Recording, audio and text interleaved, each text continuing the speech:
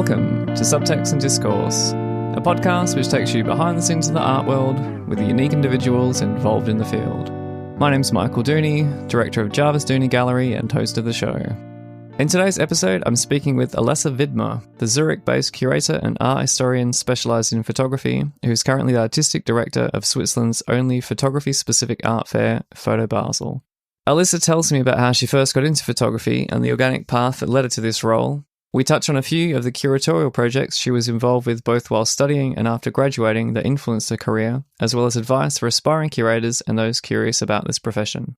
Please be sure to follow Subtext Discourse Art World Podcast on Apple Podcasts, Spotify, or wherever you find your podcasts.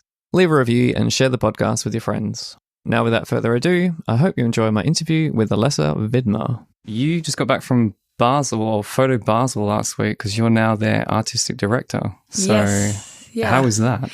Intense. It was an intense week, a lot of fun, very exciting. Long hours, no sleep. It was really an amazing experience.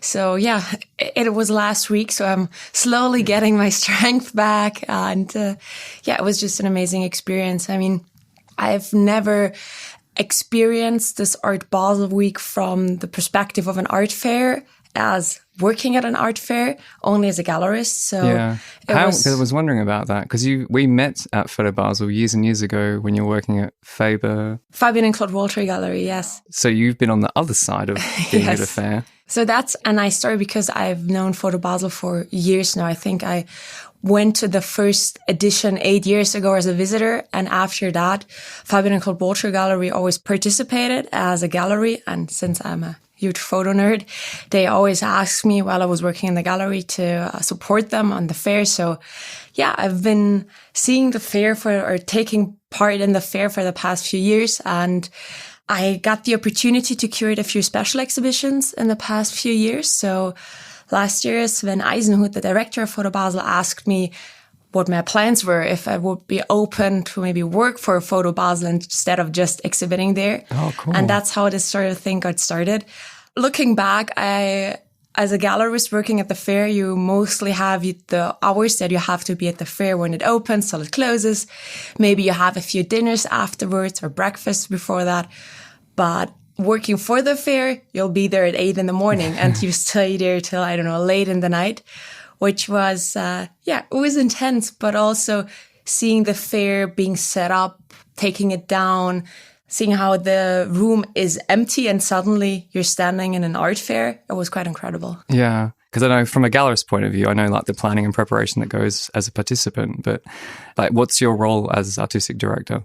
I would say in general, I have like two roles. First of all, it's the communication with the gallerist from the selection that, of course, is not my own choice. This selection is taking part with a big circle of experts, but still like seeing which galleries might be a fit, contacting them, talking to them up until the selection is done by the committee to support the gallerists and what they could show and what might be a good fit for Photo Basel as well. Mm-hmm. And just, communicating with them and seeing if they need any help with anything. In addition to that, I'm also looking for the supporting program. For example, this year we had 2 special exhibitions that took quite a lot of organization that we had to start quite early on, as well as a special feature that had the name Beyond Photography. So we were looking at photographic positions that went beyond photography in the way they created the photographs. I would say those are the main 2 chores, but Photo Basel has quite a small core team. So it's always all hands on deck and we try to help each other with everything that sort of comes up. So sometimes you have an idea that, for example, you have an idea or a vision for a flyer or I don't know, something small like that. And you have the possibility to turn this idea into something amazing, which is quite cool. So what is involved in the supplementary program, or what's the extra part that's outside of just, well, not just, but with the galleries presenting, what's happening around that? Yeah, so in general, we had, those two special exhibitions.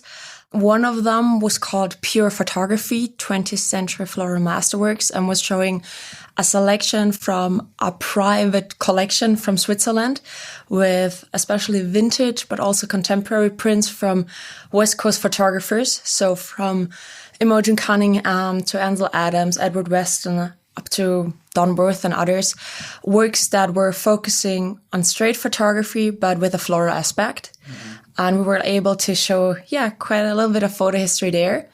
And the other special exhibition was about Alex Kaiser, a Basel-based photographer that I actually wrote my master thesis on. Oh, wow. Yeah, he's one of the sort of photographers from the 70s that tried to change Swiss photography. But somehow in photo history, he got forgotten. So when the Alex Kaiser Foundation, as well as the Esther Wörterhoff Gallery, approached us with this idea of a special exhibition, I for sure said, yes, we should do that.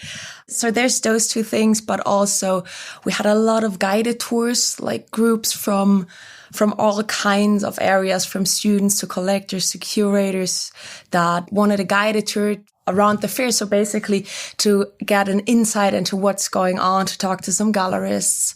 We also had some special dinners at the fair, which was a first one for us, to set that up and to organize those things.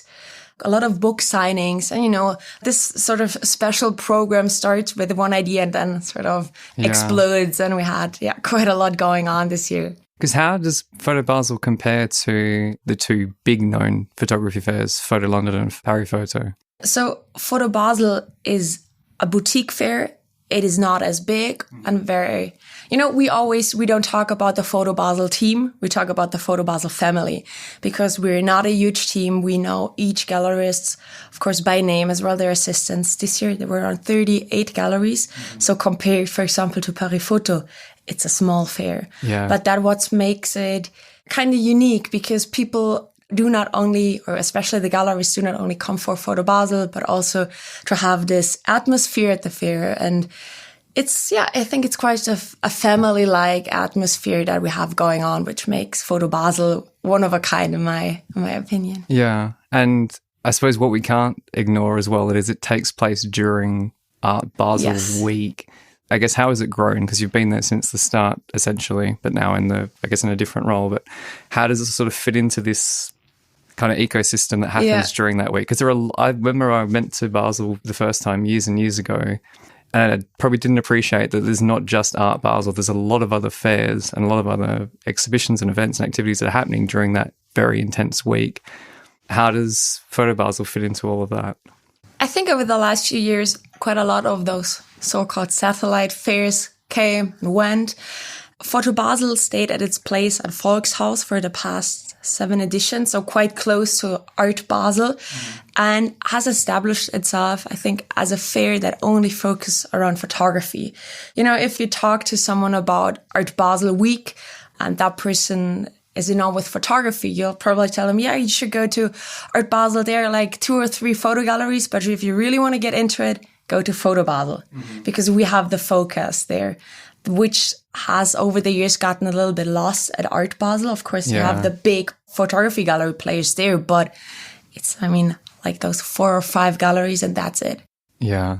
And Photo Basel is the first photography-specific fair in Switzerland as well, isn't it? Yes, it is. Was there anything close to it before? Or how is the history of photography within Switzerland compared to, say, somewhere like France? So regarding the fairs, there actually was, I think in the, if I'm not wrong, late 70s, early 80s, photography was introduced to Art Basel with some galleries, and there were some focuses on there, but that sort of faded away over time.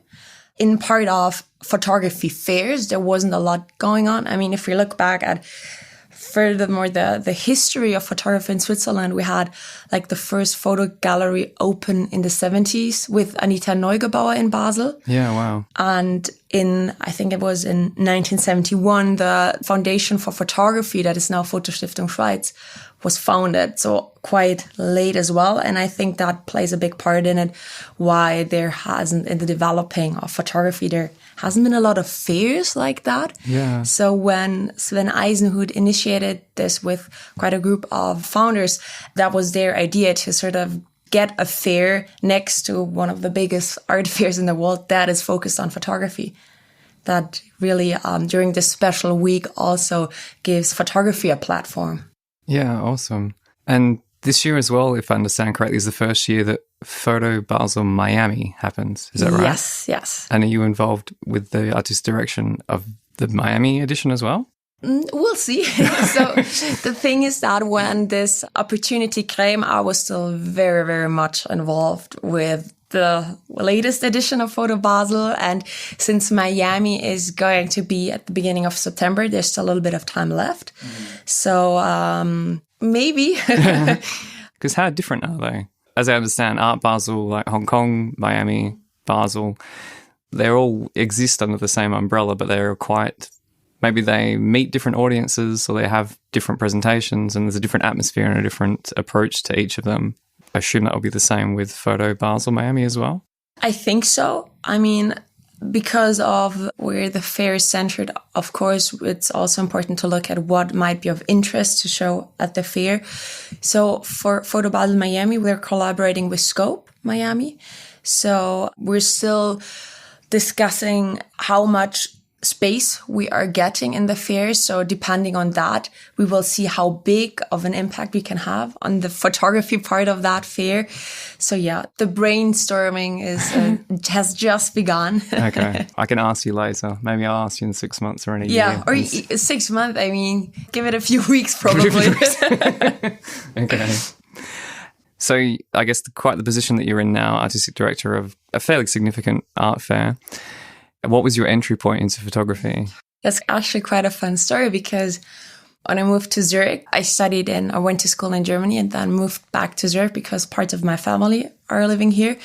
I thought, I want to go to university. I'll just study something that I liked. And I always liked art history. Never had a specific interest in photography at all. I studied art history, and at that point, I had the luck that at the University of Zurich, the Fleischmann Fund supported a program of theory and history of photography. So there were quite a lot of courses going on at the university. And I thought, yeah, I might just take some of them to see what it's like without any big interests. Mm-hmm. Parallel to that, I got an internship with Christoph Galerie. Oh, cool. Yeah, so I think the combination of both suddenly was like, oh, I really like photography. Like I would have, if you had asked me a few months before that, I would have said, photography, I don't really care. So I really sort of grew into it. And after that internship, I started working for Fabian Claude Walter Galerie, had a special focus at the university because I ended up actually doing my master's in only photography history, which not a lot of universities offer that opportunity. So that's how all of that got sort of started. And next to like my job at a university, I always started doing some exhibitions and projects with friends that not always, but often surrounded photography as well. Oh, okay. Because I thought it was also interesting that even studying art history and the history of photography, that you started working in galleries and not at like institutes or museums. Yeah, that's sort of the thing that I like. I mean, I love photo history. I love the university, but sometimes it's too academic for me. Mm-hmm. And working in a gallery, you have the opportunity to visualize ideas. So if you have an exhibition idea, you just do it. I mean, you have the possibility to create something that you actually see on the walls. Mm-hmm. And I sort of need this balance of both like the academic world, but also like the art world, like working, doing exhibitions, being in contact with gallerists, with artists, with photographers. So sort of the whole spectrum. Even now next Photo Basel, I am doing my PhD in photo history. So I think I need the balance for now. Yeah, but it's really cool though, because I think a lot of people, they're either all in one end or all in the other. And in my experience, at least, most of the time, curators and people on the kind of academic end have almost no idea about what happens on the commercial side of things. And I think this bubble that each of the sectors are in is often a little bit of a problem. I mean, because the whole art world, no matter from the academics up to the art market, it is one world that sort of is surrounding and supporting each other and is influenced by one another. And I just don't like the idea of, for example, university just shutting themselves off, only doing research, as well as maybe some museums only shutting themselves up and doing their own research and not collaborating with universities. I mean, why don't learn from each other and create amazing projects together? So that is, one of the things that I am trying a little bit as much as I can to do, to not only be in one field, but to try to engage a little bit in more fields than one. Because how did you come to that idea? Or were you exposed to any other people doing something similar? Or is it normal in Switzerland, like to kind of have this balance maybe? It's a little bit normal for you to work next to your studies or while you're at university. So since Zurich especially has such a rich art scene, a lot of my friends also started working in galleries or like earning their money a little bit in the artistic field. But other than that, I think because I always got the feeling that I didn't fit perfectly in with the university. But sometimes at the gallery, I was thinking too academic. So I thought it would be easier just to combine it. So I can, put them both together somehow. Oh, cool. Yeah, I was looking on your website and there's some really nice projects that you've been involved with. And at the gallery, you did a lot of photography curating, obviously. So there's one called KEIN Museum. Yeah. And something else called FUNDKUNST. And these are both German words, so we'll need to explain them for English speakers. Which one came first and how? FUNDKUNST. Yeah. Which is like a lost art. Yeah, but as in lost and found art. Yes. The thing is, my dad has the store in Zurich called Fundsachenverkauf. Yeah. So it's like a lost and found shop. When people lose something on a train, for example, you lose your bag on a train, you can go to the lost and found and ask for the bag. But around, I think, 50% of what is lost has not been picked up. So he started this idea where he, like when people don't pick the things up, he starts selling them in a store. And it started quite small, only with, I think, the SBB or the Swiss train, and then it expanded. And now I think it's like a lot of Swiss airports, the trains, the trams of nearly each city. And he has experts in his store for each field. So he has technicians that work with the laptops and phones. He has people that carry around the clothes. So I think it's a very contemporary sort of shop because they sell what people lose, sort of. Yeah. And they also lost art. I mean, you have everything there, like from certain oil paintings to just like student drawings. And at some point, my dad, I think, founded it like 15 years ago. He figured out that people don't come to his store to buy art. They come to buy like a new phone or laptop or clothes or things like that, or even jewelry. So he started putting it away, like just saving it. And, we'll see what one day will happen. And that's how we got this idea started to exhibit that lost and found art. And it was a crazy idea. I mean, because the range of what works we had there, from really just like random things up to really nice stuff. Like we had this one portfolio with, I think, about 150 drawings, portraits, that just said the name of the person, the first name and the date, and that's it. And it was like amazing work. And we talked to a lot of newspapers and we were really hoping to find the person behind those portraits, but we never did.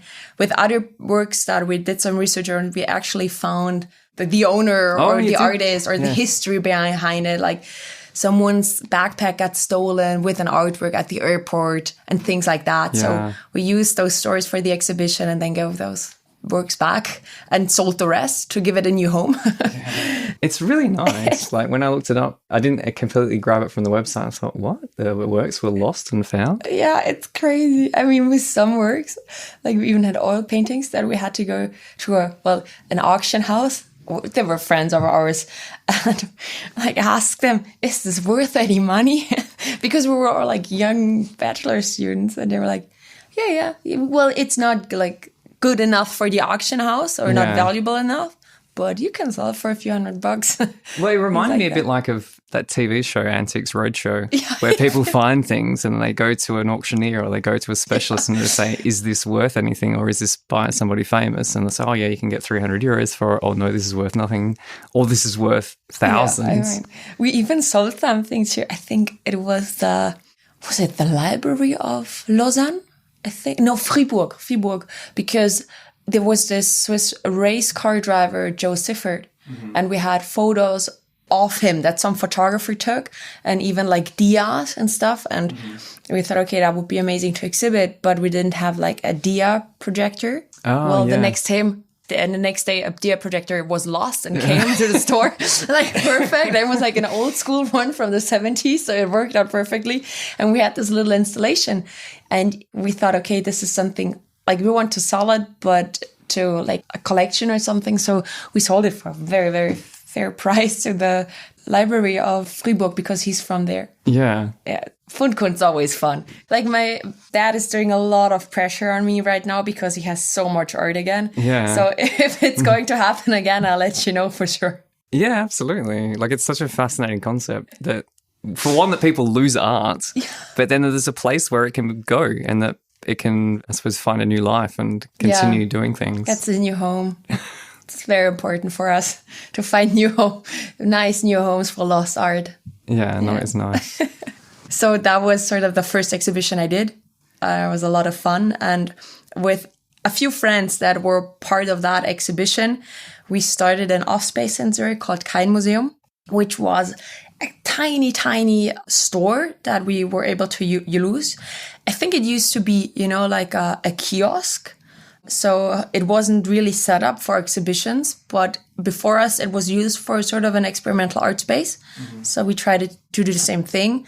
And KEIN Museum is not a museum. It's like the title translated. So the idea was to have event-based exhibitions.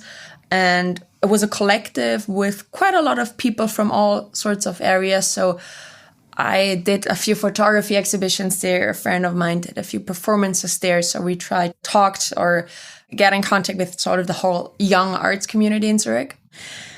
I was there, I think, for maybe 2 years. And after that, like, it just, with the work and other things, I thought that for my part, for photography, like, I've done all the exhibitions that I could have. And I left the group a little bit. Yeah. And the others kept on going, I think, until last year. So they had like a crazy program with a lot of experimental exhibitions. For now, they gave up the location, but they still are a collective that is working on some projects. And it's nice to see how, like, this idea started and then kept on going for years. And, people left, other people joined, and it's been going on since, I don't know, quite a few years now. Yeah, wow. Because I thought, in the context of that, and even like knowing the position that you find yourself in now, like for aspiring curators or people that see people like yourself or other curators running museums and other different initiatives, like, I think the KEIN Museum sounds, and even the FUNDKUNST, it's almost like these sort of initiatives help kind of pave the path to where you want to be, to what you want to do in a sense. Yeah, I mean, you learn a lot working with artists, creating a concept, but also solving a lot of problems or trying to finance things. I mean, those were amazing experiences that really helped to prepare for the for the job world, I would say. And the good thing is, all those projects, we chose them ourselves. We made them with friends, or we created them with friends. So, of course, it was about art and about exhibiting, but it was also a lot of fun and a good time. And I think that's what I really enjoyed a lot about it, that in the end, you don't remember the exhibition itself, but rather the setup or like the failures you had. And it's just a great experience to learn from. Like, going back, I really appreciate the Photo BASEL family that much, because it's still, even though it's a huge art fair, it's a professional art fair, we still have this fun together and try to create something now on a different level than probably KEIN Museum, but still, like, the vibe and the passion for photography or for art is still there. And I think that's what makes any museum, art fair, gallery, or whatever makes it special. Yeah, definitely. For artists and photographers, how important is it for them to meet other curators and to get to know curators? I think it's quite important just to sort of get a little bit of a network, or just like a few friends of mine, young photographers that I met somewhere, and we got into talking. They showed me some work and we just stayed in touch. At some point, I was like in need for a photograph for an exhibition, and I thought of their work and I thought, hey, could I borrow it for an exhibition? And it worked out like that. So I think often it's just important to go to exhibitions, to meet new people, to meet new artists, to meet new photographers, to sort of become part of this whole scene, because out of those connections, someday an exhibition or another collaboration might happen. So yeah, I agree. And I guess when I ask a lot of other people, I get the similar message. So I'm hoping that, yeah, when photographers listen and when artists hear this sort of thing, that they understand, okay, I just need to get out there and meet people. I need to become part of a community, because that is, ultimately, hey, doors open. Rather than worrying, oh, how am I going to get to the next point? Expand your network really is the better way of doing it, really. Yeah, exactly. The more you sort of get into the scene, the more you can also learn. And that's what I especially like about the photography world. I think people are easier to approach than probably in the bigger arts world, because I think in the photography scene, most people are very friendly. Yeah. Even like if you approach them, you might get a nice conversation out of it. So I can only encourage that. Yeah, I agree. I guess on the topic of communities, we were talking before when you arrived, you're going to Arles in a few weeks as well? Yes, in 2 weeks that is already. And it's the first time you... Yes, it's the first time. I'm really excited. I know I should have gone there a long time ago, but somehow I wasn't able to organize it. So I'm really looking forward to it. And for example, what I also love about Photo BASEL this year is you prepare for this fair and then suddenly it's over after a week, and you're saying goodbye to a lot of the gallerists and you already miss them because it's a goodbye. And nearly everyone was like, yeah, you know what, see you in 2 weeks in Arles. Yeah. So I'm really looking forward to probably a lot of familiar faces, but also meeting new people, seeing great artworks. So yeah. Well, thanks for meeting with me. Thanks for chatting. Sure. And yeah, I guess I look forward to seeing you in 2 weeks in the south of France. I hope you enjoyed my interview with Alessa Widmer. It was really nice catching up whilst I was briefly in Zurich, and that we found time to record a podcast together. In the show notes, you can find links to Alessa's online presence and some of the topics we spoke about during the program. If you have any questions, comments, or feedback to this or past episodes of the podcast, please don't hesitate to get in touch. In recent episodes of the show, the subject of photography festivals and how beneficial they can be has been spoken about. So I've put together a list of international photography festivals, art fairs, and book publishing events, which you can access on my website, www.michaeldooney.net, and there is a link in the top right-hand corner of the homepage where you can access the database. Subtext Discourse Art World Podcast is streaming on Apple Podcasts, Spotify, and every major podcast platform. If you enjoyed this episode and know someone else who would appreciate it, why not send them a link to the show? That's all for now. Thanks again for tuning in. My name is Michael Dooney, and you've been listening to Subtext and Discourse.